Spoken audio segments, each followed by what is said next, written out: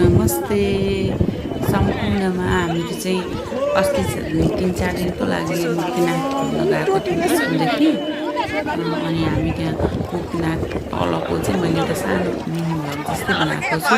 कति चिसो छ के भन्नु र नि, हावा लागेर उस्तै हिँड्न पनि कस्तो गाह्रो, समय भए पनि कस्तो गाह्रो के सास पनि फेर्न गाह्रो हुँदो रहेछ। मान्छेहरू किन यस्तो गर्छन् भन्थे, कस्तो जाडो भएर नाकमा पनि चिसो पसेर गाह्रो भयो। गाह्रो भन्दा त्यो पनि एकदम रमाइलो धार्मिक स्थल। अब मुक्तिनाथ मन्दिर भनेपछि त सबै हामी नेपाली भन्दा इन्डियनहरू चाहिँ धेरै हुनुहुन्थ्यो, एकदम श्रद्धालुहरू कति धेरै, कति भिड थियो। त्यही पनि कस्तो बाटो छ यहाँ तलदेखि यति माथि चाहिँ अलिक अप्ठ्यारो रहेछ। पर जाने हो अनि त्यहाँदेखि सास बढेर जाने भने चाहिँ कस्तो भयो। जाँदै गर्दाखेरि चाहिँ चिसो भयो सकिने। अनि एकछिनमा सिँढी आयो, सिँढीमा 3-4वटा सिँढी माथि चढ्दा बित्तिकै बस्नुपर्ने स्याम भएर कस्तो गाह्रो, देख्दाखेरि सजिलो होला जस्तो।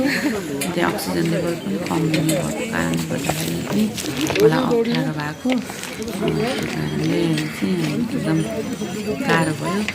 अनि गयौँ, मन्दिर दर्शन गऱ्यो, 108 धारामा नुहाइयो।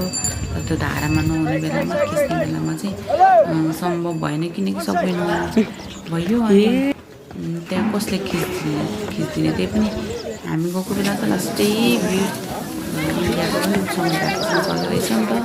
अनि धेरै जस्तो त इन्डियनहरू नै त्यही हुन्, कति गाडी लिएर बसेर कस्तो राम्रो भ्यू छ। वारिपारि हेर्दा पनि त्यस्तै छिनछिनमा चेन्ज हुँदो रहेछ मौसम पनि। एकैछिनमा घाम लाग्छ, एकैछिनमा बादल आएर मैं तो फिर से थक गई, मैं तो तीसरी बार थक गई। Thank you so much for watching my channel.